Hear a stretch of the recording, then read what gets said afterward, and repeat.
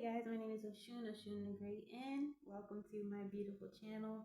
So, another topic that I wanted to discuss today is the humiliation kink of pulling attractive women down. And this came to mind today because I like to watch and study celebrity culture, and a lot of what people are curious about lately is why do men go after these like super attractive women and they don't treat them right? You know, they're like highly desirable and everything, really successful.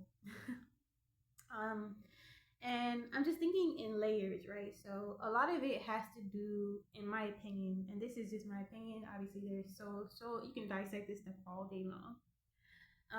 But me as a spiritualist, as a person who sees things clearly, a lot of it has to do. You have to remember that we live the center focus of our society is largely around patriarchy. And so patriarchy means that men a lot of times are taught to be the center of importance, period, point blank. And so there is this concept that we think that I don't know, like beautiful people or successful people are like exempt from this idea of patriarchy and the prevailing idea. Even men themselves, if they aren't mature or they aren't secure enough in themselves, they are going to revert back to the idea that I'm supposed to be important to this in this dynamic, and so they will neg the woman, bring the woman down to their level, or because they might feel inadequate if they are not a mature man, they will go after this woman and make her feel more insecure or doubt herself, or play games. Or it becomes this dynamic of I want to conquer what everybody wants, but it doesn't necessarily mean that I want to respect this woman or that is actually what they truly want either. And so it's many dynamics in that way. And it's so much humiliation, kinks around going after putting a woman on a pedestal and wanting to drag her down and see her do do do bad or to end up terrible. And that's just something that also comes from the dynamic of like misogyny, and things under patriarchy yet again. And so what happens is we should know by now that just because someone is attractive doesn't mean they have their life easier. Actually, the attractive person is treated like a prize or a trophy, not a human being. A lot of people aren't relating to them on a human level of what do you actually need, what do you actually want. And so they end up being treated more so like an object.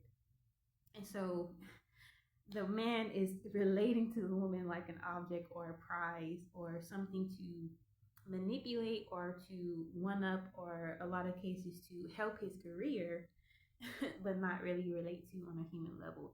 And the irony is that people think because attractive people have it all, they automatically want to make their lives harder. And the irony with that too is that the people who are targeting the attractive people because they have it all, supposedly, they think that they are morally superior because attraction means punishment a lot of the times. And so they aren't even realizing that it's not the attractive person that's the bad guy here, is that they think that they are obligated to punish the woman that they're going after or the people that they're going after because, hey, you are the ideal. So you should be able to handle it. You should be able to be strong. You should be able to take it.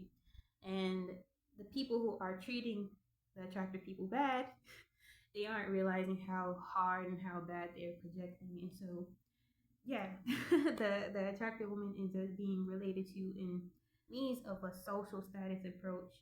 And what can I get? What can I get out of this dynamic? And um, if the man is not mature, he's coming from a controlling perspective, and a lot of the cheating and stuff gets involved because they're trying to knock the woman on their level. And so, yeah, it's messed up.